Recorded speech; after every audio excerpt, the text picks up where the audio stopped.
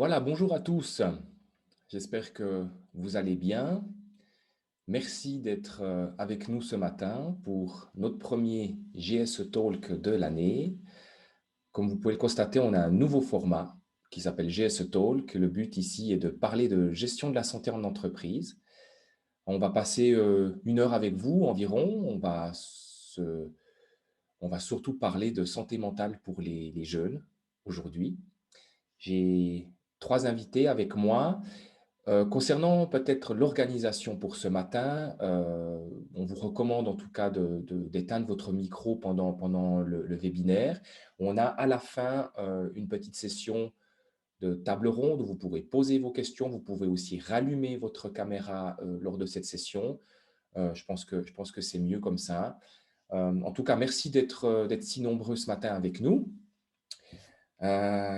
Les 3 accompagnants ce matin avec moi sont donc David Valterio du Bureau des métiers, nous avons Grégory Chollet de Loico et nous avons David Bader d'Astory Frères. Nous sommes 3 David ce matin, donc c'est un peu la matinée des David.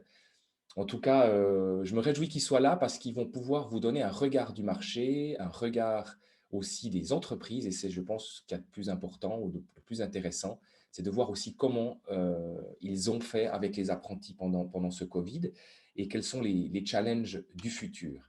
Alors, pour ceux qui ne nous connaissent pas encore, donc Promotion Santé Suisse, qui sommes-nous?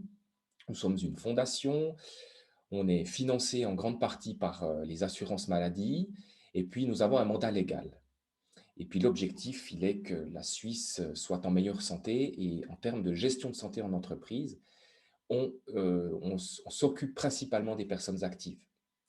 Parce que les personnes actives sont quand même une grande partie de la population et si les personnes actives sont en bonne santé psychique, automatiquement, ça aura des répercussions sur l'entier de la santé de la Suisse. Donc c'est une mission très importante et on espère que vous en faites tous partie. Concernant Promotion Santé Suisse, je voulais juste rapidement vous indiquer aussi que nous avons un label, c'est un peu notre porte-drapeau pour la gestion de la santé en entreprise. Ceux qui ne connaissent pas encore, je vous invite vraiment à visiter notre site internet Friendly Workspace. Nous avons d'autres instruments, comme notamment un sondage qui s'appelle Job Stress Analysis. Et nous avons aussi un instrument pour les jeunes que je vais justement vous présenter ce matin. Donc, le label est le seul label de qualité suisse reconnu. Vous pouvez comparer ça à une certification ISO pour ceux qui ne connaissent pas encore. Et puis, vous aurez tous les renseignements. Je suis aussi à votre disposition si des entreprises sont intéressées par une labellisation. Nous avons également des formations. Je vous enverrai dans le chat après. Notamment, il y a encore des places disponibles pour mai, pour une formation commune avec la SUVA. Alors, pourquoi est-ce qu'on s'occupe, pourquoi est-ce qu'on s'attarde sur la GSE au niveau de notre fondation, mais très certainement pour vous aussi. J'aime bien toujours rappeler ce slide pour ceux qui ont déjà fait un peu des webinaires avec nous, c'est peut-être un peu un rappel, je suis désolé, mais c'est important. Nous avons un sondage que nous faisons chaque 2 ans qui s'appelle un Job Stress Index et qui mesure un peu la santé des personnes actives. Et il y a quand même toujours quelques retours intéressants. Donc, plus ou moins 30% des personnes actives se sentent assez ou très fatiguées selon ce sondage. Je vous invite aussi à aller le visiter pour ceux qui ne le connaissent pas encore. Donc, Job Stress Index 2020, vous trouvez tout ce qu'il faut sur Internet. 45% sont dans une zone sensible, ça veut dire qu'ils ne sont pas encore vraiment en zone rouge, mais ils pourraient malheureusement connaître des soucis dans le futur. Et ça, c'est un chiffre qui est quand même assez parlant. 48% des nouvelles rentes AI, elles sont octroyées à cause de maladies psychiques. Donc, c'est vraiment un problème de santé nationale. Puis tout ça coûte quand même aux employeurs environ 7,6 milliards par année en termes d'absentéisme, en termes de congés maladie et tout ce qui va avec. Donc, c'est important d'essayer de faire quelque chose en termes de gestion de santé en entreprise. Voilà, ça c'était pour le contexte. On va s'attarder ce matin avec vous sur l'impact des jeunes. Alors, pourquoi l'impact des jeunes? Ben justement, si on revient sur ce Job Stress Index que je vous ai parlé avant, on a également fait un zoom sur l'évolution des jeunes. Et malheureusement, c'est la tranche d'âge qui a le plus progressé, si je peux dire ça ainsi, dans les dernières années en termes de mal-être, en termes de santé psychique. plus de 40%, donc on parle ici des 16-24 ans, hein, et on s'attarde aussi sur les apprentis. Donc plus de 40% se disent stressés au travail et plus de 30% sont vraiment épuisés émotionnellement. Et tout ça amène à 2 fois plus de risques d'accidents professionnels si on compare aux autres employés. Ici, je me suis attardé aussi sur l'évolution depuis le début de la pandémie sur ces jeunes. Et on voit malheureusement qu'entre février 2020 et novembre 2020, nous avons une augmentation des symptômes de dépression sévère. Vous voyez la tranche d'âge en bas et vous voyez que les 14-24 ans sont plus ou moins à 29% en novembre 2020. Donc la pandémie semble être malheureusement négative pour l'évolution des jeunes qui se retrouvent seuls, qui ont peut-être des difficultés à trouver un sens aussi dans ce qu'ils font. Et c'est ce qu'on va essayer aujourd'hui de discuter avec vous et surtout que les entreprises racontent ce qu'elles ont un peu vécu. Mais c'est quelque chose qui est malheureusement, je crois qu'on n'en parle pas beaucoup ou pas assez. On commence à voir un peu dans la presse certaines indications, mais moi personnellement, j'ai un ado, bon, après ado, il a 14-15 ans. Je n'ai pas senti encore trop de symptômes dans cette direction-là, mais il faut être, je pense, vigilant. Quelques citations que j'ai trouvées. Ici, on parle d'un article qui s'appelle Springer. Je m'excuse, je reviens juste derrière. Ceux qui sont intéressés à en savoir plus sur ces symptômes de dépression, il y a une étude qui s'appelle Swiss Corona Stress. Vous allez aussi sur Google, vous allez trouver tout ce qu'il faut. C'est l'université de Bâle. Il y a passablement d'informations intéressantes sur cette évolution-là. Voilà, quelques citations, comme je vous indiquais. La proportion des jeunes ayant des problèmes de santé mentale. Ici, c'est un article chez Springer. Pour ceux qui sont aussi intéressés, c'est en Suisse alémanique. Mais voilà, je voulais mettre la lumière sur quelques citations qu'on a quand même pu voir dans la presse. Également en Suisse romande, dans le journal de Morges et les 24 heures. Je vous laisse découvrir. Ici, on parle bien entendu des apprentis.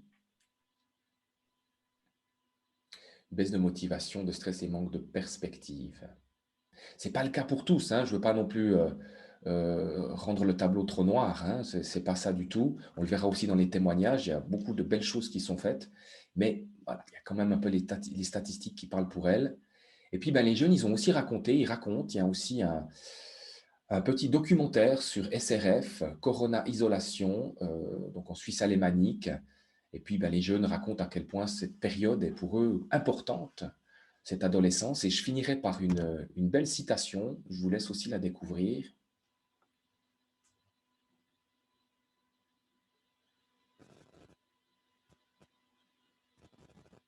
Ça montre bien l'importance de cette adolescence et de ces années 20 ans. Ça nous amène à Apprentice, hein. Ici, je vous brosse aussi un petit peu le contexte. Nous avons depuis plusieurs années travaillé sur cette thématique des jeunes et elle tombe assez bien en quelque sorte parce que quand on l'a sorti ce début d'année, on avait en plus l'effet Corona qui avait accentué un peu tout ça. Et nous, ce qu'on voulait, c'était amener aux maîtres d'apprentissage un outil qui leur permette un petit peu de s'équiper pour accompagner les jeunes apprentis. Donc, c'est vraiment notre public cible pour cet outil. Ce n'est pas un outil qui est à disposition des jeunes. Ils peuvent bien entendu l'utiliser ou le regarder, mais la cible première pour nous, c'est les maîtres d'apprentissage en entreprise qui ont besoin d'aide et de soutien pour accompagner les jeunes apprenants. Alors, pourquoi les maîtres d'apprentissage? Parce qu'ils sont mis à rude épreuve. Selon nos interviews, on a interviewé plusieurs entreprises avant de faire cet outil. Il y a des conflits intergénérationnels, il y a des accidents au travail qui sont quand même présents, il y a des thèmes liés à la santé psychique en constante augmentation. Des fois, ils sont un peu malheureusement perdus par rapport à des jeunes qui amènent des soucis de la maison au travail. Il y a un stress aussi. Il semblerait, moi je ne veux pas trop m'avancer, mais il semblerait quand même que la marche est relativement haute quand on sort des études pour rentrer dans la vie professionnelle. Il y a aussi la gestion des médias sociaux. Je pense que ceux qui ont des jeunes, vous vous en rendez compte, ça va vite. Et puis pour peut-être certains maîtres d'apprentissage qui sont plus trop dans le coup, il y a un peu des difficultés à gérer ça. Alors, c'est quoi Apprentice? Ça vous posez très certainement la question. Je vous invite à visiter le site FVS Apprentice, donc FVS qui est le Friendly Workspace, je ne trouve pas le mot en français, vous m'excuserez, il compose quatre outils, cet outil Friendly Workspace. Vous avez premièrement sur le site internet ce qu'on appelle une boîte à outils. C'est des études de cas, des bonnes pratiques et des informations sur cette thématique. Il donne aussi des aides pour les maîtres d'apprentissage qui souhaiteraient s'instruire là-dessus. Il y a une application qui s'appelle FVS Expert. Je vous mettrai aussi tout ça dans le chat après. Vous la trouvez donc bien entendu sous FVS Expert. Et puis là, c'est un complément du site internet. Il faut bien comprendre que vous n'allez pas retrouver sur l'application le contenu complet du site internet, mais c'est un complément, c'est une source d'inspiration, c'est quelque chose que vous pouvez aussi utiliser lorsque vous êtes en trajet. Il y a des articles, c'est aussi une application qui bouge, il y a les thèmes qui sont régulièrement mis à jour par rapport à la thématique des jeunes. Et puis, les entreprises, dans les interviews qu'on a fait, ils souhaitent avoir des échanges entre maîtres d'apprentissage pour pouvoir aussi voir qu'est-ce que font d'autres entreprises, s'inspirer. Et ça, vous trouvez aussi les informations sur notre site internet. Nous allons prévoir cette année plusieurs échanges pour les maîtres d'apprentissage, leur permettant à partager avec d'autres entreprises. Et puis, il y a une formation continue qui est aussi à disposition des maîtres d'apprentissage qui souhaiteraient être accompagnés sur cette thématique de la gestion du stress et de la gestion des jeunes, plus particulièrement. Les champs thématiques qui sont touchés, que vous allez trouver, que ce soit sur l'application, que ce soit également sur le site internet, vous avez ici les 3 champs thématiques qui sont d'un côté la sécurité au travail, tout le bonheur, le bien-être psychique. On voit hein, les addictions, la gestion aussi de l'alcool, du tabac, du stress, des violences, des conflits. Donc, tous ces sujets-là sont thématisés.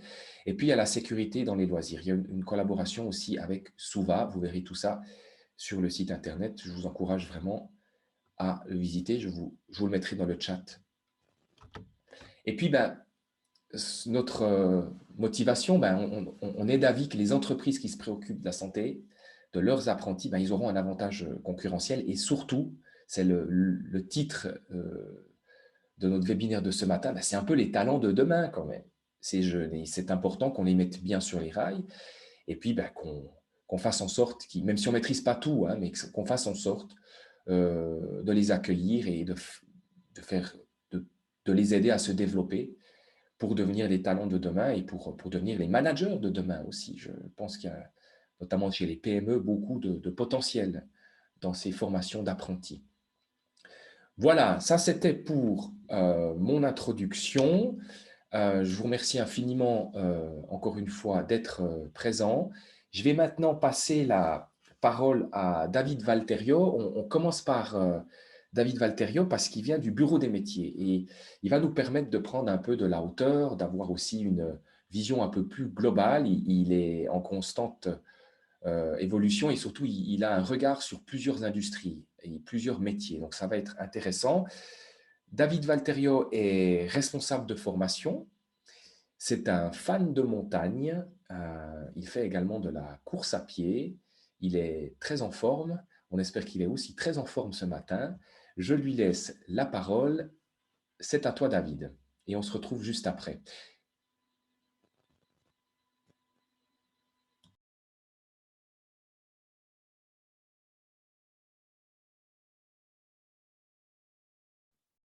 Voilà, c'est bon, vous voyez mon diaporama, c'est tout bon? C'est parfait, David. Magnifique. OK, alors comme l'a dit David, on est 3 David aujourd'hui. Alors, ça sera David Valterio qui va prendre la suite après David Jean. Alors, moi, je vais vraiment vous parler de manière assez large, comme je travaille au bureau des métiers.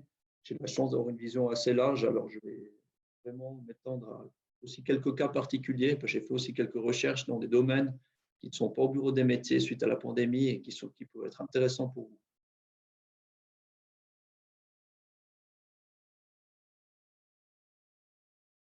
Alors, en quelques mots, le bureau des métiers. Alors, le bureau des métiers, c'est 1900 Je entreprises. m'excuse. Tu m'entends? Oui, Comme on a fait dans le test avant, il faudrait que tu changes les paramètres d'affichage. ah, ça m'a de nouveau changé, excusez-moi. Alors. Oui, pas de souci. Ouais. On avait un message dans le chat. C'est bon comme ça? C'est parfait, merci Ouais, beaucoup. excusez-moi, c'est un petit problème technique. Alors, je reprends alors, en quelques mots le bureau des métiers, c'est 1900 entreprises qui sont chez nous, aussi avec des indépendants, et aussi plus de 16 000 travailleurs qui sont chez nous.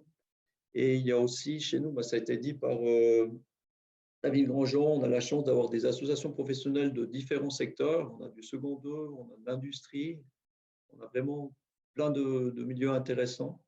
Et le plus important pour nous aujourd'hui, c'est qu'on a beaucoup d'apprentis qui sont chez nous. Dans secondaire, ça fait à peu près 1700. On a aussi des employés de commerce et on représente à peu près 3900 apprentis sur tout le canton. Et là, comme ça, on a une vision quand même assez large de ce qui s'est passé durant cette période un petit peu compliquée pour tout le monde.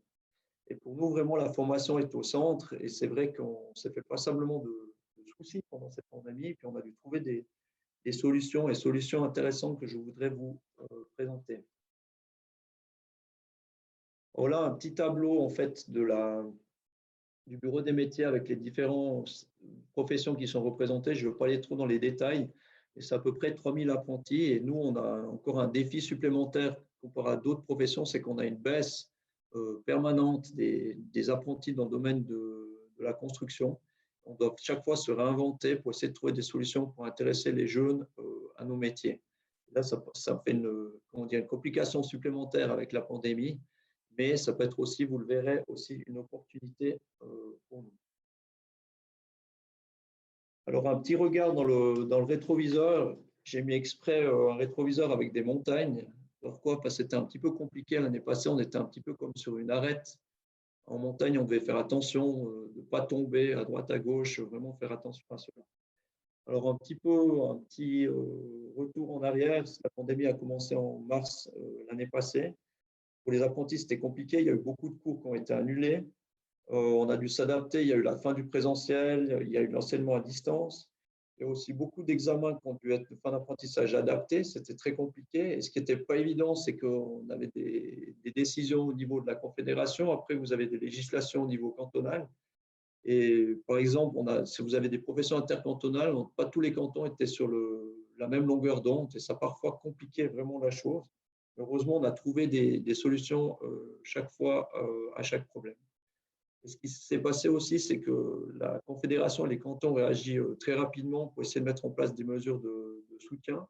Je prends l'exemple du canton du Valais. On se faisait du souci, notamment en termes d'engagement des apprentis, parce qu'on se disait ça va être la crise, c'est compliqué pour que les entreprises continuent d'engager des apprentis. Et à ce titre, on avait mis en place un système de fonds, un fonds financé à la fois par le canton et par les entreprises via le Fonds cantonal de la formation professionnelle. Et heureusement, on n'a pas eu besoin de le mettre en place parce qu'en Valais, on a eu de la chance comparé à d'autres cantons. On a eu même une augmentation du nombre de contrats d'apprentissage, ce qui n'était pas le cas dans tous les cantons. Et puis, c'est clair qu'aussi, on a eu d'énormément de soucis, comme vous tous aussi autour de la table, la valeur de ces diplômes pour ces jeunes, comme c'était une formation qui a dû être un petit peu adaptée, il y a eu des cours qui ont dû être annulés, des examens qui ont dû être aussi adaptés. Et c'est vrai que c'était un souci. Et comme vous le savez tous, moi, il n'y avait pas tous les mêmes secteurs qui étaient à la même enseigne. Si je prends le domaine de la construction, je ne vais pas m'attarder beaucoup, car David Bader va pouvoir vous en parler plus en détail, n'était quasiment pas touché. Il y a juste eu des mesures d'hygiène qu'on a dû mettre en place, des choses comme ça, mais les gens ont pu continuer. Mais par contre, par exemple, la restauration, c'était un peu plus compliqué parce qu'ils étaient complètement à l'arrêt. Puis il y en avait d'autres, c'était un petit peu un mix parce qu'ils ont pu trouver des solutions en termes de télétravail. Alors, des exemples concrets, j'ai pris le temps en fait de me renseigner parce que nous, au bureau des métiers, nous n'avons pas les métiers, par exemple, de la restauration, mais j'ai pris le temps de me renseigner parce que je pense que c'est quelque chose d'intéressant pour vous de connaître comment ces professions ont fait pour quand même assurer un bon apprentissage des jeunes. Alors, ils ont mis en place diverses mesures. Je prends l'exemple du Valais, ils ont mis en place, par exemple, des ateliers pour les jeunes, pour les troisième année CFC, les deuxième année AFP, pour que les jeunes puissent quand même s'entraîner à la pratique, parce que malheureusement, leurs entreprises étaient fermées. Et ils ont essayé vraiment de mettre en place ça pour vraiment bien les préparer. Ils ont profité aussi de mettre en place une nouvelle formation dual mix, c'est-à-dire avec une année en école à plein temps et après dans l'entreprise aussi. Ça tombait bien aussi parce que là, les entreprises sont à l'arrêt, mais ils peuvent quand même continuer d'engager des jeunes. Et je pense que c'était une bonne solution. Et sur le canton de Vaud, ils ont mis en place aussi un système avec un restaurant éphémère aussi, qui était une très bonne idée. Et ils ont mis aussi des cours de rattrapage. Et ce qu'on s'est aperçu, c'est qu'il y avait une petite distorsion de concurrence quand même, parce qu'il y avait des jeunes apprentis de domaine de la restauration qui avaient la chance de travailler par exemple dans des EMS ou dans des hôpitaux, et c'est clair qu'eux étaient beaucoup moins impactés par la chose. Mais là, heureusement, aussi en Valais, c'est notre exemple en Valais, on a pu mettre en place des espèces de stages pour les jeunes qui n'étaient pas dans des EMS, pour qu'ils viennent dans des EMS pour quand même acquérir un certain nombre de compétences. En ce qui concerne plus particulièrement le bureau des métiers, on est une entreprise de service, un centre patronal. Et là, nous avons mis en place un système pour nos jeunes alternants télétravail et quand même présentiel. Parce que pour nous, c'était important justement que les jeunes soient suivis, pas qu'on les laisse tout seuls. On a dû aussi un petit peu s'adapter aussi parce qu'on avait, dans nos 3 apprentis, on avait une personne qui était à risque, qui avait des risques de santé. On a dû s'adapter aussi avec le Covid pour essayer de lui donner vraiment toutes les cartes en main pour que son apprentissage se passe au mieux. Alors, comment cela a été vécu par les formateurs et les entreprises? Je parle plutôt du cas du bureau des métiers. Alors, c'est clair que ça a été plutôt bien vécu, même si c'était compliqué, mais avec beaucoup de contraintes. Il fallait vraiment être très flexible. Il fallait mettre plus de temps à disposition pour les jeunes. On avait 3 apprentis. La chance qu'on a au bureau des métiers, c'est qu'on est une entreprise quand même assez grande avec 80 collaborateurs. On a vraiment une personne qui est dévolue au suivi des apprentis. Et là, ça nous a vraiment aidé. Et je pense que là, c'était quelque chose d'important. Je pense qu'il n'y avait pas seulement les soucis en lien avec le travail quotidien, l'apprentissage de la formation, mais aussi des soucis aussi plutôt d'ordre privé, des fois qu'il fallait résoudre. Et là, notre formatrice a vraiment dû aussi intervenir aussi. Et ça a été bénéfique pour l'apprenti. Et on était très contents parce que malgré toutes ces difficultés, notre apprenti de dernière année a pu passer ses examens et les réussir. Et ça, c'était aussi une satisfaction pour nous. Alors, quels enseignements à retenir pour le bureau des métiers? Je pense que cette crise, vraiment pour le focus pour nos apprentis, vraiment d'être à l'écoute vraiment des jeunes, d'être vraiment le plus proche possible de ces jeunes, de vraiment pas les laisser de côté. Je pense que c'est le plus important. Parce que si on les laisse de côté, ça peut très vite partir avec un certain nombre de problèmes à la clé. Et puis, comme j'ai dit avant, si vous pouvez avoir une personne vraiment qui n'est pas dévolue que pour ça, mais qui a du temps à disposition pour ces jeunes, on évite un certain nombre de problèmes. Et enfin, quel challenge et opportunité pour le futur? Moi, je vois dans toute crise, il y a toujours des opportunités. Il y a des nouvelles professions qui peuvent se créer. J'en ai parlé avant avec notamment le domaine de la restauration, mais il y a aussi dans d'autres domaines, notamment par exemple dans le métal. Il y a une école du métal qui a été créée à Bulle aussi avec le même système un peu dual mix qui a été mis dans la restauration avec une année en école et ensuite les jeunes sont de retour dans les entreprises. Et je pense qu'il y a des opportunités à créer malgré cette pandémie.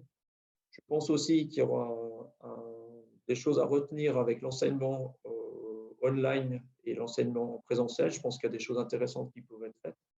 Et en parallèle, il y a des nouveaux systèmes qui ont été mis en place. Vous l'avez peut-être vu, mais malheureusement, tous les salons des métiers ont dû être annulés. Et là, il y a beaucoup de salons des métiers qui se tournent vers le virtuel. Et je pense qu'il y a des choses intéressantes à être mises en place. Il y a aussi notamment des discussions au niveau de la Confédération avec l'Union suisse des arts et métiers, l'Union patronale suisse, aussi le CEFRI, pour mettre en place des plateformes pour trouver des stages et des choses comme ça, des plateformes virtuelles comme on n'a plus pu le faire de manière présentielle. Et je pense que ça peut être quelque chose aussi d'intéressant aussi pour la suite.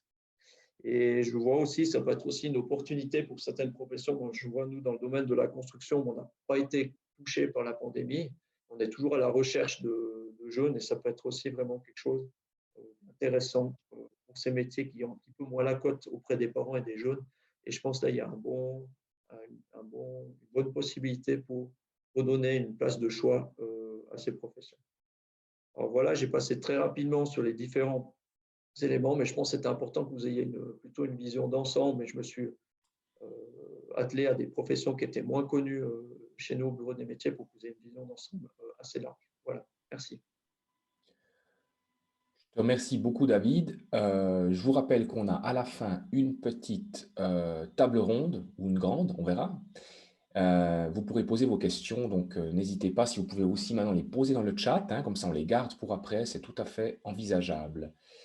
Avant de passer à Grégory Cholet de Loïco, j'aimerais vous faire partager un petit sondage. Nous en aurons également un à la fin. Vous avez ici le sondage en question. Vous pouvez sans autre y répondre. Il y a une première question pour savoir à quel titre vous participez à ce petit déjeuner en ligne. Il y a également une question sur le nombre de personnes dans votre entreprise. Et puis une troisième question du secteur dans lequel vous venez. Je vous laisse y répondre. Et Grégory, tu peux gentiment te préparer, mais laissons quand même déjà les gens répondre.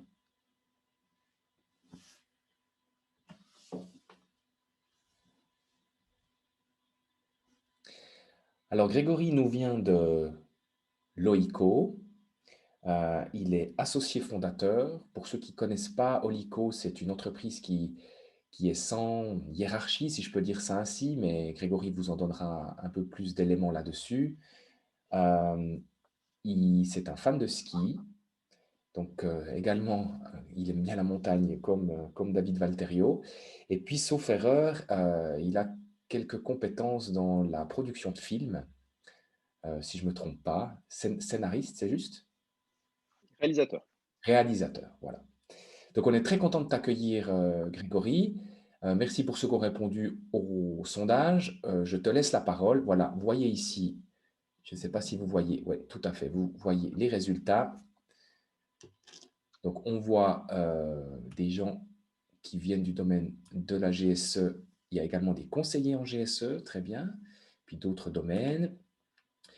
On voit une bonne répartition quand même entre PME et plus grandes entreprises. Hein. Nous avons quelque chose d'assez équilibré, donc intéressant aussi. Et puis, en termes de domaine, donc quand même des gens qui viennent en majorité de services de la santé, prestations de services également, un peu de banque et assurance, et puis administration publique. Je vous remercie infiniment d'avoir participé et je te laisse la parole, Grégory. Bien, merci David pour l'invitation. Bonjour à tous. C'est avec plaisir que je vais faire un partage d'expérience en tant qu'entreprise qui accueille un apprenti. Je vous rassure, je ne vais pas vous faire une présentation commerciale, je vous donne juste quelques informations sur le contexte. Loïco, donc c'est une jeune entreprise qui a vite grandi, qui offre des services administratifs essentiellement, les 4 premiers services. On se considère souvent comme un one-stop shop administratif. Donc, en fait, on gère l'entier des services administratifs de différentes structures, de toutes petites structures jusqu'à des multinationales. Et puis, Loïco a créé sa propre agence de communication, le Zoo. Et c'est d'ailleurs dans le cadre de cette marque Zoo qu'on a accueilli un nouvel apprenti et puis qui va faire quelque part l'objet du partage d'expérience que je vais vous faire aujourd'hui. Quelques mots sur Loïco encore, j'en aurais fini. Donc, on est un peu plus d'une centaine de collaborateurs. La société a été créée il y a 7 ans. On a des bureaux à Genève, Lausanne, Sion et un petit bureau à Zurich. Et puis, c'est vrai que, chose importante, indépendamment des valeurs qui sont des éléments fondateurs, qui sont vraiment la base commune qui nous a réunis lorsqu'on a créé Loïco, ce qui est particulier, et je prends peut-être 2 minutes pour vous le présenter, c'est qu'on a un modèle de management chez Loïco qui est particulier, puisque c'est un modèle de management non hiérarchique. Donc, on a substitué une hiérarchie, un modèle de hiérarchie par un modèle de rôle. C'est-à-dire qu'aujourd'hui, on a des gens qui occupent des rôles. Ce que vous voyez à droite, tout à droite, c'est notre organigramme. Et chaque rond que vous pouvez voir, ce sont des rôles. Donc, une personne peut supporter plusieurs rôles au sein d'une ou plusieurs équipes. Donc, on est dans une organisation proche de l'holacratie, pour ceux qui connaîtraient, la sociocratie aussi. Il se trouve qu'on n'était pas convaincu par ce modèle, en tout cas pas complètement convaincu, donc on a décidé de créer notre propre modèle qu'on appelle la loïcocratie. Je ne vais pas rentrer dans le détail technique, il faut savoir qu'on a une constitution, c'est la deuxième image que vous voyez, qui définissent les règles du jeu, quelque part, de comment est-ce qu'on fonctionne dans un modèle non hiérarchique. Évidemment que c'est un sujet, je pourrais m'y attarder des heures, je vais pas le faire. Ce qu'il faut retenir, peut-être ce qu'il faut savoir, c'est qu'indépendamment du fait qu'il n'y ait pas d'hiérarchie, c'est un modèle qui est très responsabilisant. Ce qui a des bons côtés et malheureusement, évidemment, comme, comme souvent, aussi quelques points d'attention, il y a quelques facteurs de risque. Et puis, c'est un modèle qui va favoriser le développement personnel, le développement professionnel, de manière différente de celle qu'on a l'habitude de vivre dans une structure classique. Et je pense que c'est quelque chose aussi, je m'attarde dessus parce que c'est un rôle non négligeable dans l'encadrement qu'on a fait ou peut-être les erreurs qu'on a faites dans le cas de l'accueil de notre apprenti. Quelques mots, donc on a accueilli un nouvel apprenti médiamaticien. C'est une décision qui a été prise assez tardivement. En tout cas, la décision d'engagement s'est faite assez tardivement. Vous pouvez le voir, on a décidé d'engager le 21 septembre et puis pour un début au 1er octobre. On était déjà en retard sur le calendrier scolaire. Donc, c'était déjà peut-être une forme de stress aussi potentiellement pour notre apprenti. Et puis, comme vous le savez tous, les conditions sanitaires ne se sont pas améliorées. Et puis, très rapidement, on est passé en télétravail obligatoire. Vous avez d'ailleurs la petite notification qu'on a reçue sur notre système de communication interne qui nous dit, voilà, situation coronavirus, télétravail obligatoire. C'était le 3 novembre. On a demandé à tous les collaborateurs de travailler 100% à la maison, ce qui est toujours le cas. Donc, évidemment que c'est des conditions qui sont particulières. Vous les connaissez probablement tous. Ça ne nous a pas empêché de pouvoir faire quand même dans le cadre de nos projets, d'être quand même en contact physiquement. J'ai une photo là, vous voyez, avec notre apprenti, on est allé faire un shooting photo, en l'occurrence, dans une clinique. Mais bon, c'est quand même des éléments qui nous ont permis de nous rencontrer, malheureusement pas aussi souvent que ce dont on avait besoin. Voilà, ça vous donne juste un petit peu de background. Peut-être pour vous faire un partage d'expérience tout à fait comment dire, authentique, puisque je pense qu'on a fait passablement d'erreurs. On est promoteur chez Loico on va dire de l'acceptation de l'erreur, puisque finalement, faire des erreurs, c'est important, ne pas les répéter, ça l'est encore plus. Donc, je viens ici partager un peu les éléments qu'on a pu constater. Ces facteurs, peut-être tout n'est pas des erreurs, mais probablement des facteurs d'amélioration aussi, sur deux axes enfin, ces deux axes sont vraiment deux sources de stress psychique et donc de mal-être potentiel chez nos apprentis. Première chose, c'est que dans cette situation, on a sous-estimé un peu le besoin d'encadrement. On était bien conscient qu'évidemment, un apprenti nécessite un encadrement, mais que cet encadrement, dans une période comme celui-là, il doit être un peu plus intensifié, et puis surtout, il doit être repensé. Puisqu'avant, on vivait dans un open space dans lequel, dès qu'il y a une question, notre apprenti, suffisait qu'il évoque sa question à voix haute, puis il y a quelqu'un qui y répond. C'est quelque chose qu'on n'arrive pas à reproduire dans un cadre de télétravail. Et malheureusement, évidemment, c'est un facteur de stress puisque ça demande à notre apprenti de prendre le téléphone ou d'utiliser notre chat pour poser des questions, ce qui demande un effort supplémentaire. Et puis, vous savez que tout effort supplémentaire qu'on ajoute dans une période qui est déjà difficile, ça amène un stress complémentaire. Deuxième erreur, c'est on a surestimé la capacité professionnelle. Donc ça, je pense qu'elle n'est pas liée à la période.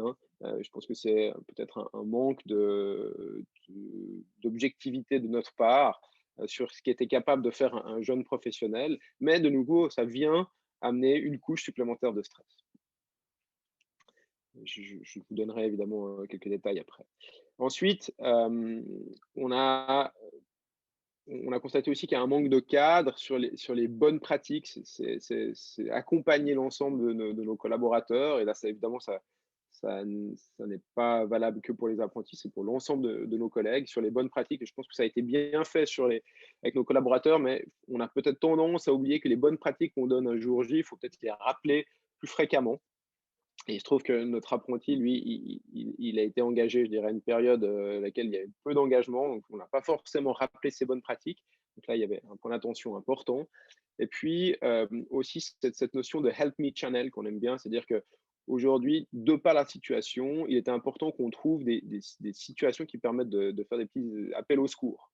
Aujourd'hui, un appel au secours, hier, un appel au secours dans un bureau, c'est simplement dire: «Ah, j'y arrive pas», et de l'exprimer de nouveau verbalement pour que ça soit entendu, puis que quelque part, il y ait une attention suffisante pour que quelqu'un puisse y répondre. De nouveau, à travers des outils informatiques, à travers en télétravail, c'est plus difficile. Donc là, on a dû se concentrer sur ces Help Me channels, j'y reviendrai. Deuxième angle de vue qui est important pour nous, c'est sur les tâches qui ont été attribuées à l'apprenti. Tout n'est pas lié à la période, mais de nouveau vient ajouter un potentiel stress supplémentaire. On a donné un nombre de tâches qui était trop important, euh, en souhaitant que notre apprenti priorise avec notre aide, chose qui, en l'occurrence, même si on accompagne cette priorisation, peut avoir un effet comment dire, d'écrasement, où je vois que j'ai beaucoup de tâches, et peut-être que vous le vivez tous, si on a beaucoup de tâches, même si elles ne sont pas forcément prioritaires, ça donne un sentiment d'écrasement. Et ça, c'était une chose qui était importante. Ensuite, deuxième axe qui était vraiment clé, et ça, c'est une expression, enfin, c'est ressorti d'une discussion qu'on a eue avec notre apprenti, c'est qu'il n'y avait pas un lien évident entre les tâches qu'on donnait à notre apprenti et le cursus de formation. Ce qui peut être quelque chose plutôt d'encourageant, c'est qu'à partir du moment où on aligne les tâches sur le cursus de formation, bah déjà, il y a une base théorique qui est donnée dans le cadre de la formation, qui peut être appuyée par des expériences professionnelles. Et là, je pense que c'est là que l'apprentissage fait vraiment du sens, et puis permet de développer les compétences tout en, évidemment, rassurant notre apprenti. Dernier point, on a réalisé que dans cette situation où justement il y avait moins de contacts évidents, on manquait d'un référent métier pour chaque tâche. C'est-à-dire qu'on est dans des métiers, des médiamaticiens sont un peu des couteaux suisses, hein, certains les appellent les employés de commerce 4.0. Ils doivent toucher un certain nombre de matière. Et puis, c'est vrai que chacune des tâches qu'on donne, finalement, c'est pas forcément la même compétence. Et donc, on a réalisé qu'on manquait de référent métier pour chaque tâche. C'est-à-dire qu'on a un référent pour l'apprenti, je suis son référent. Et pour chacune des tâches, on a décidé de définir un référent métier. C'est-à-dire que chaque fois qu'on attribue une tâche, on définit quelle est la personne qui, techniquement, au niveau métier, est la bonne personne pour l'encadrement. Voilà, de manière tout à fait transparente, ce qu'on a vécu. On a discuté, on a discuté avec les collègues, on a discuté aussi beaucoup avec notre apprenti, puisque évidemment que la communication dans un modèle comme le nôtre, c'est quelque chose qui est clé dans toute entreprise. Qu'est-ce qu'on a mis en place? On a mis des goûters virtuels d'équipe hebdomadaires. C'est une chose que vous avez probablement déjà entendu. Nous, ça fonctionne assez bien. C'est-à-dire que les collaborateurs se connectent, on fait un petit partage, on parle de tout et de rien, ce qu'on ferait autour d'un café. Et puis c'est vrai que ça reste des petites choses simples, mais qui font du bien de se voir, de ne pas parler de projet, de parler un peu de la vie comme on le fait finalement entre deux portes, essayer de retrouver ces espaces-temps qui sont des espaces pas productifs, mais qui sont justement très productifs parce qu'ils ne le sont pas. Et puis, on a aussi ces séances hebdomadaires de suivi bien-être. Donc voilà, ça c'est une séance qu'on a mis en place avec notre apprenti. C'est-à-dire qu'elle se passe une fois par semaine puisqu'elle est hebdomadaire. Puis l'idée, c'est vraiment de se concentrer sur son bien-être. C'est-à-dire en gros, il est structuré informellement en disant mais quels sont les facteurs de plaisir, quels sont les facteurs de déplaisir. Et puis, parmi ces facteurs de déplaisir, il devrait y avoir quels sont les éléments qui favorisent, enfin, qui sont générateurs de stress. L'idée, c'est vraiment de se concentrer uniquement sur le bien-être et pas forcément sur l'opérationnel. Et puis, on ajoute à ces séances hebdomadaires un listing de tâches et une séance de suivi qui est, elle, très opérationnelle. Vous voyez en bas à droite, je vous ai donné une petite photo d'écran. On utilise un outil de gestion de projet chez nous. Et puis, du coup, bah, ça permet d'avoir une bonne visibilité sur quelles sont les tâches attribuées. Ça peut paraître un petit peu formel, mais aujourd'hui, dans nos métiers, en tout cas, c'est nécessaire. On gère des dizaines de projets en parallèle. C'est important qu'on ait un outil qui nous permette de suivre quelles sont les tâches. Et donc, pour moi, la technologie a aussi un vrai rôle à jouer dans cet accompagnement. Il faut faire attention parce que, de nouveau, hein, comme tout outil, mal utilisé, ça peut être générateur de stress, mais là, au contraire, je pense que, en tout cas, c'est indépendamment du stress, c'est un outil qui nous permet de mieux suivre. Et puis, séance d'équipe, encadrement, c'est-à-dire qu'on a fait des séances dans laquelle l'apprenti n'était pas forcément, enfin, n'était pas invité, simplement pour qu'on se pose des questions aussi sur notre encadrement. Qu'est-ce qu'on fait bien, qu'est-ce qu'on ne fait pas bien? C'est là qu'on a pu prendre un certain nombre de décisions, comme justement attribuer des référents métiers pour les tâches. Voilà, pour finir, finalement, qu'est-ce qu'on tire de ces enseignements? Que finalement, tu l'as dit, enfin, David l'a dit avant, la situation actuelle, elle a un impact important sur la santé mentale. Nous, on l'a bien vécu. Ceci d'autant plus que, je ne l'ai pas mentionné, mais notre apprenti a un contexte familial qui est compliqué. Je crois que c'est le cas malheureusement de beaucoup d'apprentis. On en parle assez peu, mais de nouveau, c'est un facteur supplémentaire. Et puis, on dit souvent que des situations complexes ne sont pas à l'origine d'un seul facteur, mais c'est une multitude de facteurs. Et là, ça vient ajouter de la complexité. On a demandé à nos collaborateurs de ne pas venir travailler. Il se trouve qu'on a assoupli cette règle pour toutes les personnes qui, pour des questions justement de santé mentale, de gestion du stress ou peut-être de stress familial, ne pouvaient pas le faire, de façon à ce qu'ils puissent évidemment accéder au bureau pour changer leur quotidien. Et ça, c'est important. C'est quelque chose qu'on a mis en place. Pour les personnes en formation, pas forcément les jeunes d'ailleurs, le télétravail présente un véritable défi supplémentaire. C'est-à-dire qu'on doit déjà apprendre son métier à travers des nouvelles tâches. Et en plus, on a une certaine distance. C'est une complexité supplémentaire. Donc là aussi, la mise en place des outils et des séances de suivi bien-être et opérationnel, on pense que c'est des choses qui sont bonnes. On n'a encore pas suffisamment de recul pour vous dire que c'est très efficace. Je partage volontiers lors de la table ronde si vous avez évidemment d'autres bonnes pratiques. Et puis, des aides et solutions de soutien sont à disposition. C'est vrai qu'on on est suivi par une responsable de formation qui seront disponibles et je pense que ça, il ne faut pas l'oublier, c'est très agréable. C'est aussi important.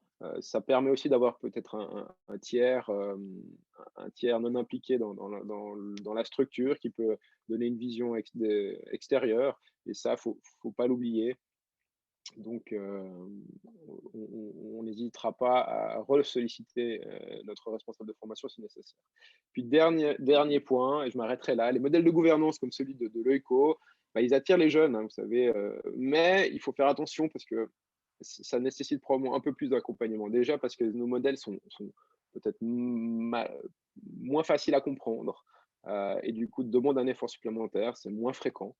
Donc même si c'est, je pense, une très belle opportunité, il faut qu'on soit conscient, et ça, c'est peut-être, évidemment, ça ne concerne que nous, mais que nos modèles de gouvernance distribués, comme on les appelle, c'est évidemment quelque chose auquel on croit beaucoup, mais qui porte un certain lot de points d'attention qui sont importants.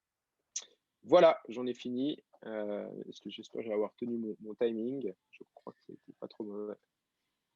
Merci infiniment, Grégory. Vraiment un retour très authentique de ta part. On se rend compte quand même que vous mettez l'humain au centre, hein. Vous avez une culture de la communication qui est impressionnante. Mais je rejoins ton dernier point. C'est une réflexion que je me suis faite même pendant que tu présentais tout ça. Vous êtes quand même assez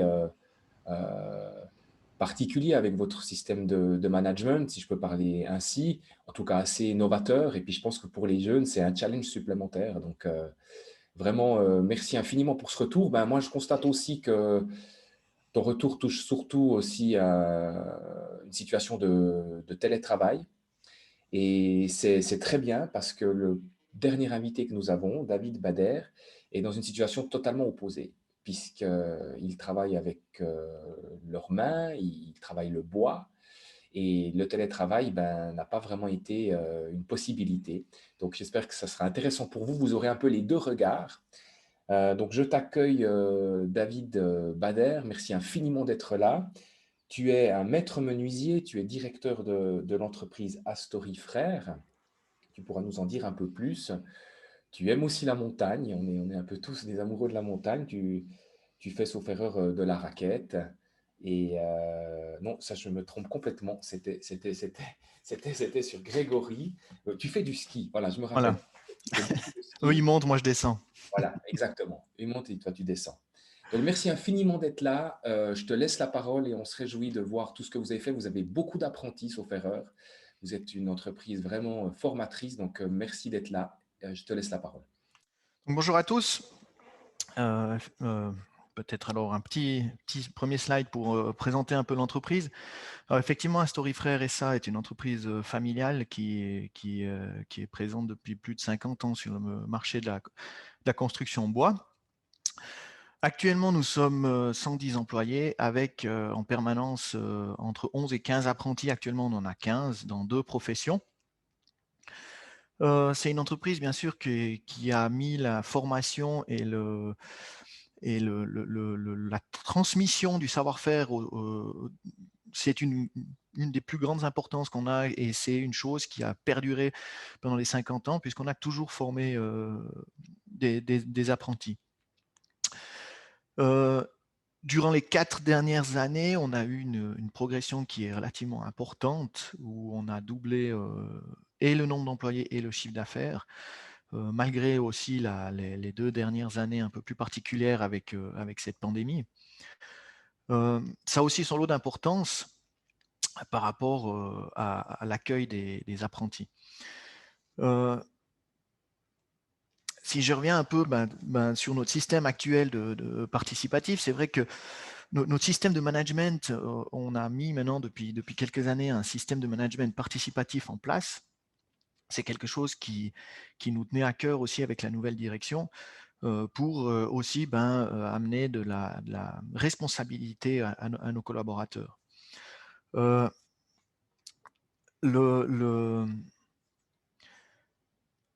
Une des premières choses qui a découlé de ce système participatif, c'est effectivement de mettre l'humain aussi au centre du management. Avec 110 collaborateurs, on s'est heurté assez rapidement avec un problème de communication, un problème d'écoute. Donc, on a mis en place un système de team que vous voyez un peu sur le slide. Donc, des teams de travail où au début, on a voulu mettre en place qui étaient regroupés par poste de travail. Assez rapidement, l'évidence de faire un team apprenti est ressortie. Parce que c'est vrai que les apprentis ont une attente, un besoin qui est différent des ouvriers et des collaborateurs.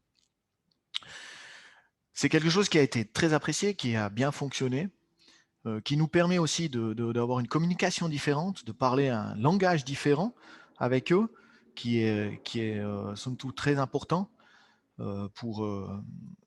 aussi pour leur bien-être. Et on a mis en place tout un processus, que ce soit d'encadrement ou d'accueil avec les apprentis qui est un peu à part. La première des choses, c'est clair qu'on a mis en place un référent unique pour les apprentis, un référent par profession.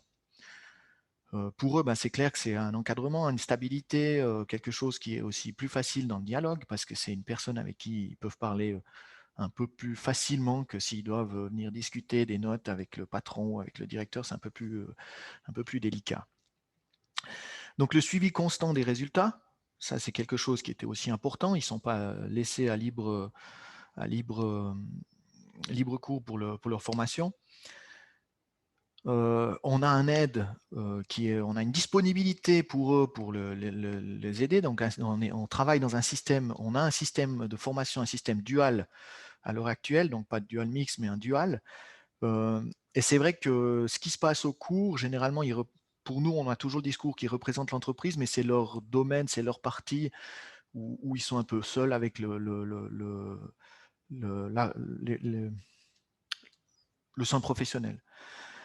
Par contre, chez nous, on les encadre et on leur laisse du temps et surtout la disponibilité de nos référents pour pouvoir les former. Des accueils personnalisés, c'est vrai que un facteur de stress, le premier facteur de stress qu'on remarque, c'est le premier jour des apprentis, quand ils débarquent d'une classe, des études, et puis ils arrivent avec 100 collaborateurs. Le premier jour, généralement, on a des briefings tous les matins où jusqu'à la pandémie, on était tous sur une place pour lancer la journée de travail, ça faisait un choc. Donc, on a instauré un stage obligatoire de 3 jours de découverte pour qu'ils évitent d'arriver dans l'inconnu. Donc, ils viennent 3 jours avant faire un stage pendant leur scolarité. Ça, c'est quelque chose qu'on exige. Et puis, je crois que pour eux, ça leur permet de savoir déjà par où ils rentrent, ça leur permet de connaître un peu, de mettre un peu des têtes, puis de voir un peu, puis savoir un peu chez qui ils doivent aller poser des questions le premier jour. Avec une présentation, bien sûr, dirigée le premier jour, pour qu'ils puissent connaître tous les lieux et partout les besoins qu'ils ont pendant leur formation. Nos formations permettent aussi d'adapter, parce que c'est vrai que notre but, bien sûr, c'est de les amener à terme sur la formation, mais malheureusement, on constate aussi que tous n'ont pas les capacités d'aller au bout de la formation. Donc, on a aussi des possibilités d'adapter la formation en redirigeant sur une formation peut-être moins exigeante, qui est l'AFP ou d'autres solutions. Et puis, bien sûr, on essaye de les intégrer fortement à l'identité de l'entreprise, qui pour nous est quelque chose d'important, parce que le lien social permet, bien sûr, d'évoluer dans un contexte qui est agréable pour l'apprenti. Et au final, ça permet, bien sûr, d'augmenter leur performance. Le contexte Covid, bien sûr que l'année passée, on a tous été touchés, impactés par cette pandémie. La première des choses, quand on avait notre système de team, on avait des briefings, eux faisaient inter au team et ils faisaient un peu les briefings qu'ils voulaient. Ils avaient, chaque chef de team a un montant alloué par année pour faire des activités extra-professionnelles. Ils peuvent se rencontrer en dehors. Ça crée aussi un lien dans le contexte hors contexte professionnel, mais qui est utile pour le travail. Donc, tous ces activités ou ces briefings, ils ont un peu été suspendus. Et puis, bien sûr que pour nous, autant que pour les apprentis et pour la globalité de l'entreprise, on a eu une baisse de la dynamique d'entreprise qu'on avait instaurée. Donc ça, c'est un peu compliqué, c'est toujours compliqué parce que c'est vrai que les regroupements, maintenant, on peut monter à 10 personnes, donc on arrive un peu, on envisage maintenant de remettre un peu au goût du jour ces briefings et puis essayer de relancer la machine. C'est pas évident, mais je pense que c'est quelque chose d'important. Et pour les apprentis, en fait, c'est aussi un lien extra-professionnel qui leur permet de compenser un peu ce manque de sociabilité, le manque de social qu'ils ont actuellement. Et ça, je pense que pour nous, c'est le plus gros malaise qu'on ressent chez les jeunes. C'est vrai qu'on n'a pas eu de télétravail, on n'a pas la possibilité de faire du télétravail, donc ils ont toujours un lien social à travers le travail. Par contre, c'est vrai que tout l'extra-professionnel a été stoppé, donc au final, c'est plus que du travail. Et toutes leurs activités aussi a été stoppées, activités sportives, etc.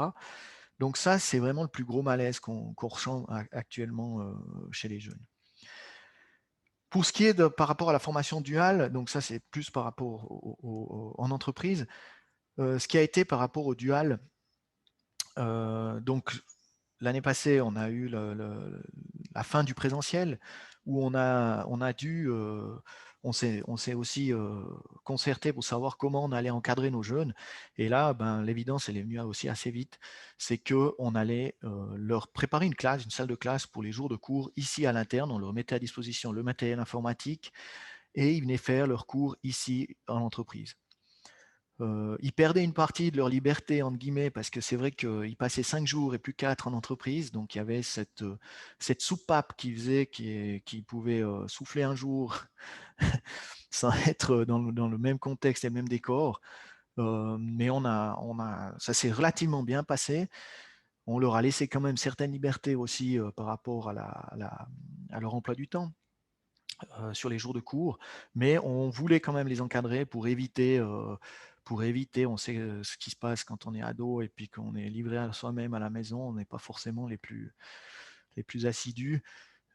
Pour éviter un peu ce décrochage scolaire, on a décidé vraiment de les encadrer, de les faire venir ici pour faire leur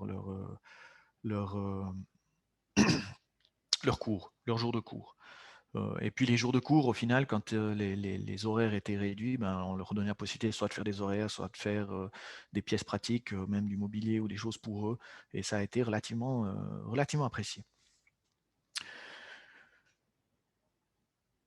Pour les perspectives futures, ben, c'est vrai que l'idée, c'est de pouvoir d'anticiper une situation qui va perdurer. On ne le souhaite pas, mais aux dernières nouvelles, on voit déjà que dans la presse, on parle d'une éventuelle troisième vague qui arriverait. Donc on se dit quand même que ce n'est pas pour demain que la situation, la normale va revenir. Donc la première des choses qu'on va mettre en place, et puis ben, ce webinaire tombe à pic parce que les outils sont là avec Apprentice, donc c'est de sensibiliser nos référents pour qu'ils puissent avoir peut-être une approche un peu différente avec les jeunes et pouvoir être à l'écoute de nouveaux problèmes ou de problèmes actuels avec cette pandémie. On a demandé aussi par rapport au centre professionnel un reporting plus fréquent pour éviter les décrochages scolaires et puis et pouvoir prendre des mesures relativement rapidement. Et puis, la reprise des activités extra-professionnelles, dès que la situation le permet, ben, les beaux jours arrivent. Maintenant, ben, on va essayer. Ouais, mais c'est vrai que c'est quelque chose qu'on ressent le besoin, mais pas que les apprentis. On ressent le besoin aussi pour tout le monde qu'ils ont envie de revivre un peu, entre guillemets, à la normale. Après, c'est vrai que notre gros avantage, c'est qu'on n'a pas on est en présentiel, donc les gens travaillent, on peut se porter, aller les voir. J'essaie d'aller les voir, pas tous les jours, mais 2-3 fois par semaine, d'aller voir les gens, de voir comment ça se passe, ce qui se passe chez eux. Et ça, c'est un des gros avantages qu'on a dans notre profession. Et puis peut-être pour rebondir un peu aussi sur ce que Grégory avait dit, c'est vrai que je pense que le gros défi le gros défi des entreprises pour le futur, si on parle des talents de demain, ça va être de les attirer chez nous. Ça, c'est quelque chose qu'on essaye, qu'on essaye de rendre sexy l'entreprise par le management, par l'ambiance d'entreprise, etc. Et puis aussi de les garder, surtout de les garder parce que ça, c'est quelque chose qui alors que l'apprenti évolue, c'est normal. Qu'il aille faire ses armes ailleurs, c'est bien. Mais qu'on arrive à garder les talents et puis les faire évoluer dans l'entreprise à des postes de technique et de direction, c'est quelque chose, c'est satisfaisant et c'est quelque chose qui, pour nous, est la voie idéale dans la formation. Voilà, donc je vous remercie pour votre attention en espérant vous avoir donné un cadre un peu différent et actuel de nos apprentis. Merci infiniment, David. Très belle histoire aussi. Vous faites beaucoup pour les jeunes, vous avez l'air d'être à l'écoute. Je suis content que tu aies mentionné, même si je ne te l'avais pas demandé, qu'Apprentice tombait à pic. C'est vrai que je pense aussi, parlez-en entre vous, parlez-en aussi autour de vous pour tous les participants de ce matin. C'est un instrument qui mérite d'être connu, surtout dans le contexte actuel. Je suis vraiment très content des témoignages ce matin. C'était authentique. On voyait deux situations bien différentes, même trois avec David Valterio. J'espère que vous avez tous apprécié. Vous pouvez gentiment allumer vos caméras si vous le souhaitez, votre micro aussi si vous avez des questions. Il y a déjà eu une question sur les formations. Catherine Maté, qui est donc la formatrice d'Apprentice au CRPM, a déjà répondu. On ne sait pas encore si ça sera en présentiel ou en virtuel, mais continuez en tout cas de nous suivre et vous serez informés. Certaines personnes doivent partir. C'est vrai qu'on a un tout petit peu débordé. Je vois qu'ils se sont tous emballés, mais c'est bien.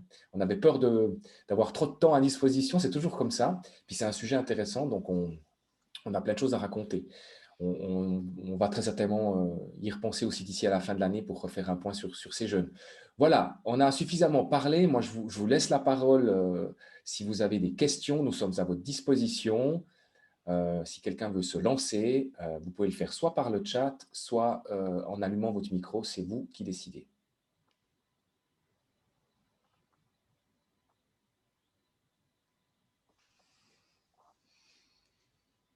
Est-ce que quelqu'un veut se lancer à l'eau?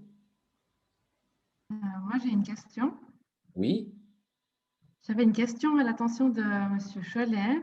Vous avez mentionné qu'avec votre mode de management, ça attirait les jeunes, mais ça rendait aussi particulier l'encadrement, ou en tout cas, c'était particulièrement attentif à l'encadrement.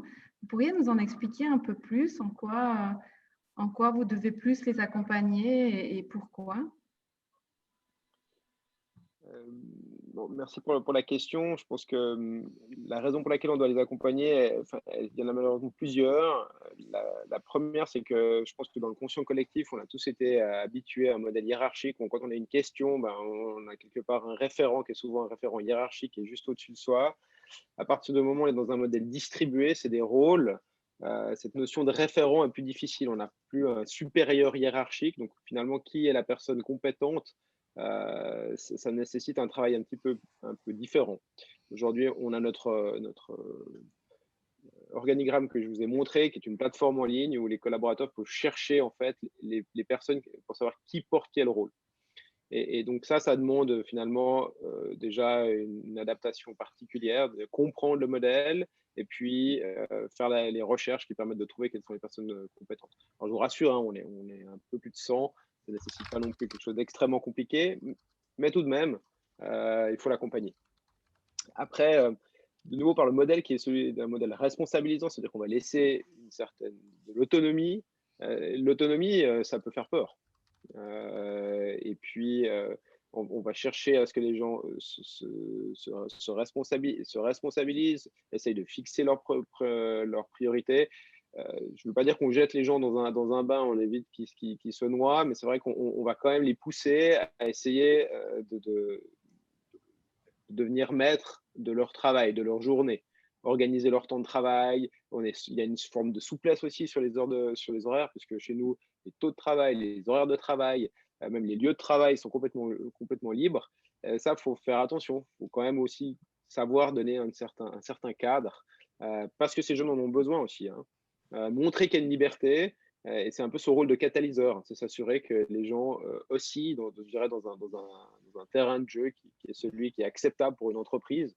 Parce que quelqu'un qui n'a pas d'autre expérience professionnelle pourrait dire, bon, c'est la normale, finalement, où sont mes limites? Donc là, en ce sens-là, on a un rôle formateur, on a un rôle de professionnel qui est celui de dire, OK, il y a quand même des limites. Même si on a un modèle qui est très souple, il y a des limites. Donc voilà, peut-être les deux principaux éléments, j'en vois évidemment d'autres, mais après, le modèle en lui-même nécessite un petit peu plus de temps pour être intégré et compris. Merci Grégory. Merci aussi à Catherine pour ta question. J'ai une question si c'est possible. Oui, mais volontiers. Voilà, alors c'est pour aucun de vous, aucun de vous et tous en même temps. Donc, comme l'a dit M. Cholet aussi, le mal-être de certains jeunes, il vient bien sûr du contexte professionnel et de cette pandémie, mais comme on a dit, c'est multifactoriel. Il y a aussi tout ce qui est personnel, tout ce qui vit à la maison, par exemple. Si vous constatez au sein de vos entreprises un souci ou vous voyez que la santé mentale d'un de vos apprentis se détériore, quelle est votre première réaction et comment, si vous sentez que la personne a besoin d'un suivi, qu'est-ce que vous faites en premier? Quelle est votre première réaction? À qui vous vous adressez?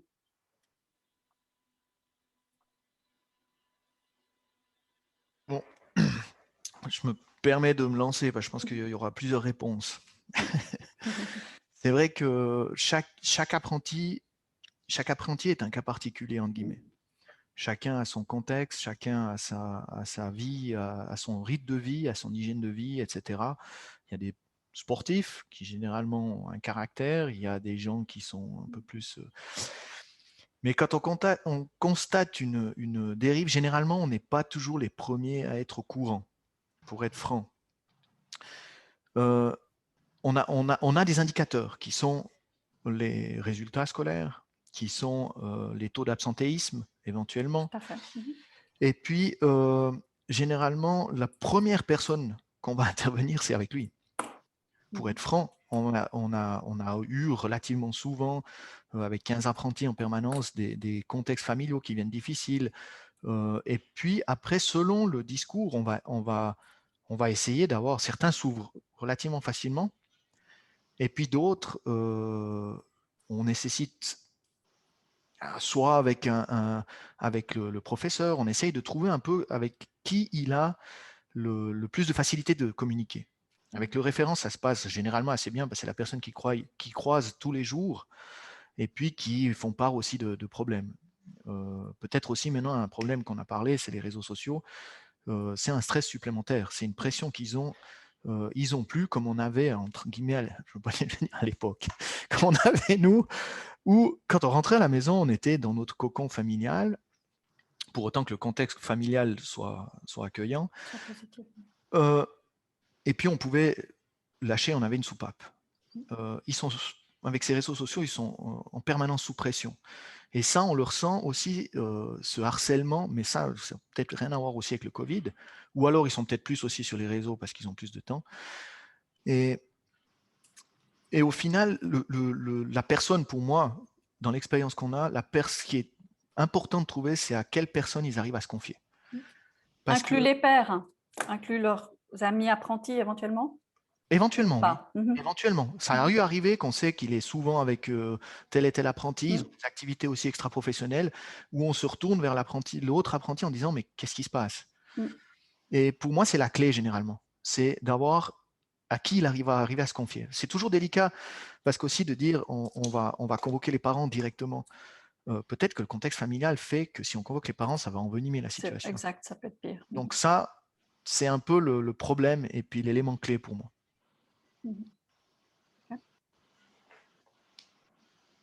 Juste répondre de manière très courte. Première chose, première difficulté, c'est effectivement que l'apprenti veuille bien se livrer. C'est souvent des choses qui sont d'ordre de la sphère privée. Donc, il n'y a aucune obligation évidemment de. Bien sûr. Enfin, déjà, nous, on devrait pas forcément poser des questions qui sont liées à leur sphère privée. C'est évidemment qu'on peut suggérer, on peut essayer d'amener cette discussion. Maintenant, si la personne ne veut pas en parler, je pense que c'est son droit.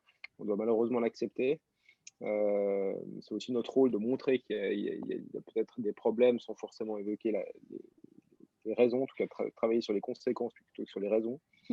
En ce qui nous concerne, je vois deux pistes. Il y a une piste interne, au-delà de celle évoquée par David, qui est celle de discuter avec la personne concernée directement. Nous, on a une piste interne avec une équipe qu'on appelle l'équipe talent, qui est celle qui justement joue le rôle de ce qu'on pourrait assimiler aux ressources humaines. Donc là, il y a déjà une possibilité de partager l'expérience, d'en discuter avec la coordinatrice talent. Et puis, deuxième axe, c'est un axe externe, je l'ai évoqué, avec notamment les conseillers, nos conseillers, donc conseillers de formation, qui probablement seront une ressource et qui pourront nous orienter, le cas échéant, vers d'autres personnes ou organisations, Dieu sais-je. Mais voilà, c'est deux axes que je vois.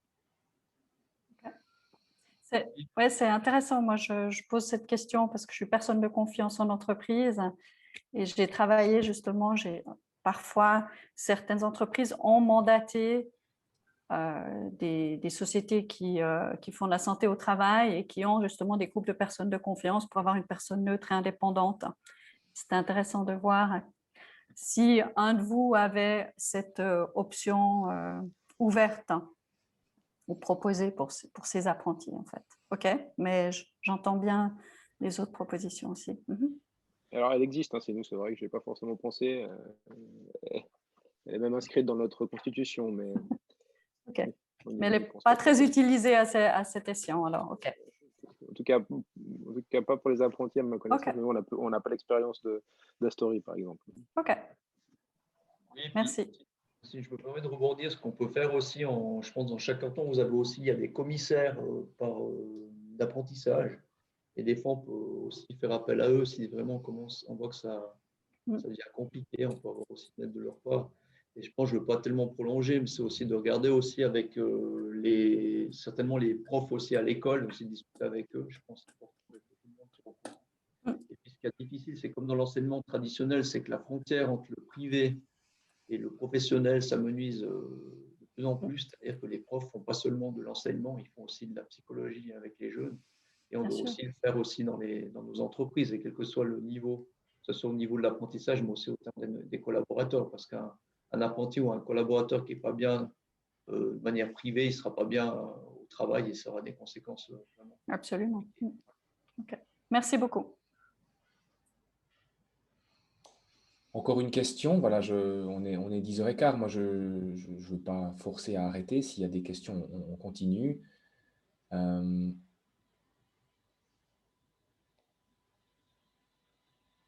Moi je dirais juste encore quelque chose, c'est que je constate vraiment l'importance de ce maître d'apprentissage qui doit aujourd'hui avoir des capacités d'être à l'écoute, c'est pas donné à tout le monde, c'est pas facile. D'avoir cette sensibilité, de sentir, justement s'il y a des changements de comportement ou des problèmes qui arrivent. Voilà, je vois que certains d'entre vous. Oui, Pardon. faites seulement. Si je peux, bonjour Yasmine Najar, je suis responsable du dispositif des apprentis à l'esprit général. Et puis, je voulais rebondir sur ce que vous venez de dire justement en lien avec le haut niveau de compétences et des responsabilités aussi qu'on attend en fait de la part des formateurs d'apprentis, donc qui sont vraiment sur le terrain. Et puis, je ne sais pas si c'est vrai que moi, la question que je me pose, c'est pour tenir, on va dire, les quotas qu'on souhaite maintenir en termes d'engagement des apprentis, il faut qu'on ait aussi des formateurs qui soient motivés, disponibles, compétents pour assumer ces mandats-là. Et est-ce que vous avez eu des formateurs d'une certaine façon un peu évidemment perturbés par cette phase Covid, mais en fait, on parle beaucoup de la santé des apprentis, mais justement, quid de la santé des formateurs qui doivent continuer leurs activités de production ou de besoin de services et en même temps adapter complètement leur accompagnement avec toute la transition, les ajustements qui ont été nécessaires en lien avec le Covid. Est-ce que vous avez observé chez les formateurs soit des comportements vraiment super, une montée en compétences, ou à l'inverse, des personnes qui ont lâché parce qu'elles-mêmes n'arrivaient pas à faire face à ces changements? Je ne sais pas si ma question est claire. Très bonne question, moi je l'ai compris, je vais y répondre parce que on a fait, et moi-même j'en ai fait, on n'a fait pas simplement d'interviews avec des entreprises, mais on l'a fait avant Covid. Je ne peux pas vous dire l'évolution, mais ce que je peux vous dire, c'est qu'avant Covid, c'était déjà pas facile. Malheureusement, parce que beaucoup étaient un peu démunis, ils allaient vers le responsable RH, et puis le responsable RH, il s'occupe de l'entier de l'entreprise. Il n'avait lui-même pas beaucoup d'écoute à l'interne. Moi, en tout cas, c'était une des grandes motivations de sortir ce produit Apprentice. C'était d'essayer de donner un peu une soupape, pour utiliser le terme à David Bader. C'était, voilà. Donc, j'ai un feeling, mais je ne veux pas trop m'avancer. Je pense que ça ne s'est pas forcément amélioré. Mais c'est un sujet important. Je pense qu'ils doivent tenir le coup. Ils sont très importants pour l'avenir des jeunes et ils ont besoin d'outils. Donc, c'est quelque chose à approfondir en tout cas. Peut-être, ouais, pour compléter, chez nous, en cas particulier, ça a été les référents, quand on a décidé de mettre les cours ici en interne, ça a été très bien accueilli et très motivant pour les référents. Parce que quelque part, ils avaient plus d'impact sur l'apprentissage pendant ce laps de temps que quand ils étaient au cours, où vraiment ils pouvaient mettre leurs pattes et faire un peu plus, entre guillemets, de l'école. Et en tout cas, pour les personnes qu'on avait, ça les bottait bien. Après, c'est vrai que ça met une charge de travail supplémentaire. Et puis, ouais, il faudrait que la situation elle évolue quand même, parce que je pense que c'est pas quelque chose de naturel. Et puis, enfin, naturel oui, mais pas quelque chose de normal. Et puis, ouais, il faudra y revenir un peu à quelque chose de traditionnel. Oui, peut-être juste pour compléter ce qu'a dit David, nous on était partis au début sur un système avec plusieurs formateurs, parce que le bureau des métiers, on a plusieurs secteurs. Et puis on s'est aperçu que c'était un petit peu compliqué parce que l'apprenti ne savait plus trop à qui s'adresser. On a vraiment inversé la tendance, on a vraiment une personne maintenant qui évolue pour ça, qui s'occupe vraiment de tous nos apprentis. Et on remarque que ça marche mieux. Et puis, ce qu'il y a, elle a l'expérience aussi, elle a eu un apprenti de première, deuxième, on a plusieurs années. Et on voit que ça fonctionne beaucoup mieux si on a une personne qui s'occupe. Mais bien évidemment, on doit lui laisser du temps. Parce qu'elle n'a pas de temps, ça va être très compliqué. Et ça, je pense, c'est important qu'elle ait du temps, cette personne. Ça, on ne se rend pas compte de ce que ça implique derrière. Voilà. Merci à tous. Nous arrivons à la fin de cet intéressant webinaire. J'ai eu personnellement beaucoup de plaisir. Claudia va vous faire partager un petit sondage avant de partir, rapide, quelques questions. Si vous pouvez prendre quelques minutes pour y remplir, ça nous ferait très plaisir. Moi, j'aimerais remercier vraiment les intervenants. On a passé un chouette moment. C'est une thématique qu'il faut approfondir, qu'on va, chez Promotion Santé Suisse aussi, continuer de thématiser. On espère que vous avez apprécié. Et puis, on espère qu'il y aura encore plus de monde, parce que c'est un sujet qu'il faut vraiment partager. N'hésitez pas dans votre réseau aussi à en parler. On va faire un replay qui sera disponible sur nos réseaux sociaux, donc vous pourrez aussi le revoir et le partager si vous le souhaitez. Voilà, je vous laisse donc répondre à cette évaluation si vous le voulez bien. Je vous souhaite à tous une belle journée, de la santé et du plaisir.